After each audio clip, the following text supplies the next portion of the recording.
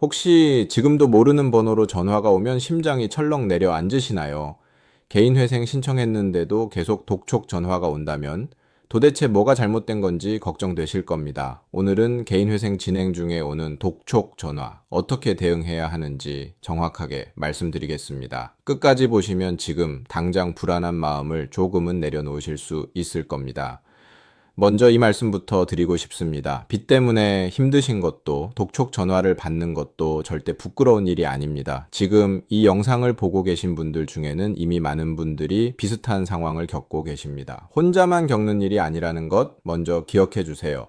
개인회생을 신청하면 법원에서 채권자, 그러니까 돈을 빌려준 곳에 통지를 보냅니다. 하지만 이 통지가 모든 채권자에게 동시에 즉시 전달되는 건 아닙니다. 신청 초기에는 아직 서류가 정리되는 중이라 일부 금융사나 추심업체는 그 사실을 모르고 계속 연락을 할 수 있습니다. 특히 개인회생 신청 후 법원의 금지 명령이 내려지기 전까지는 추심 전화나 문자가 계속될 가능성이 있습니다. 여기서 금지 명령이라는 용어가 나오는데요. 쉽게 말씀드리면 법원이 채권자들에게 당분간 추심 행위를 멈추라고 명령하는 절차입니다. 이 명령이 내려지면 채권자는 원칙적으로 전화나 방문을 통한 독촉을 할 수 없습니다.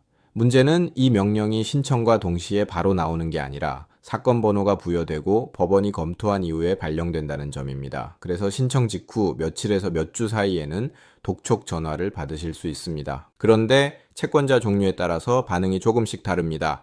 카드사나 제일금융권은행은 보통 시스템이 잘 갖춰져 있어서 사건 번호를 안내해 드리면 비교적 빠르게 전산에 등록하고 연락을 멈추는 편입니다.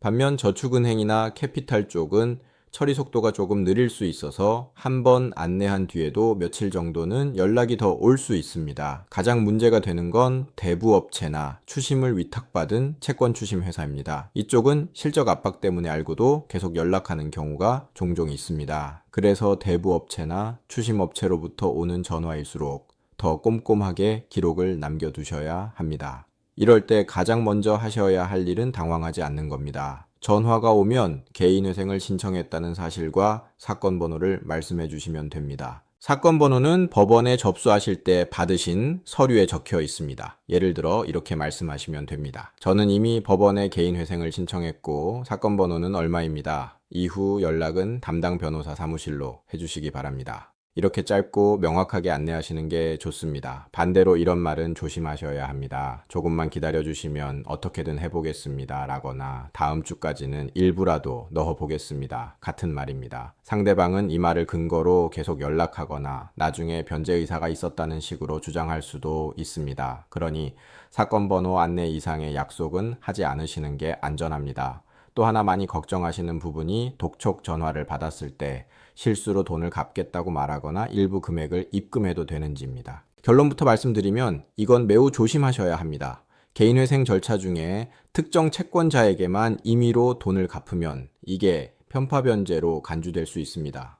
편파변제란 여러 채권자 중 한 곳에만 유리하게 돈을 갚는 행위를 말하는데 이렇게 되면 회생 절차 자체가 불리해지거나 최악의 경우 인가가 취소될 수도 있습니다. 실제로 상담을 하다 보면 독촉이 너무 무서워서 지인에게 빌려서라도 한 곳에만 100만 원 정도 갚았다가 나중에 그게 문제가 되어 다시 처음부터 서류를 보완해야 했던 사례도 있습니다. 그러니 독촉이 아무리 심해도 임의로 돈을 입금하지 마시고 반드시 담당 변호사나 법무사와 먼저 상의하셔야 합니다. 그래도 사건 번호를 알렸는데 계속 전화가 오거나 방문을 하거나 협박성 발언을 하는 경우도 있습니다. 이런 경우 위법은 아닙니다. 이럴 때는 통화 내용을 녹음해 두시고 문자나 카카오톡 메시지는 캡처해서 보관하시고 통화 일시, 횟수, 상대방 소속, 통화 내용을 간단히 메모해 두시고 형사적 대응을 검토할 수 있습니다. 중요한 증거가 될 수 있습니다. 그러나 채권 추심 금지 명령이 있다면 채권 추심은 없을 것이니 너무 심각하게 고민하진 마십시오. 개인회생 신청 직후에는 독촉이 올 수 있다는 것을 미리 알고 계셔야 하고 전화가 오면 침착하게 사건 번호를 안내하시고 채권자 종류에 따라 대응 속도가 다를 수 있다는 것을 이해하시고 그래도 계속되는 위법한 추심은 증거를 남겨두시고 어떤 경우에도 임의로 돈을 갚지 않으시는 것이 핵심입니다.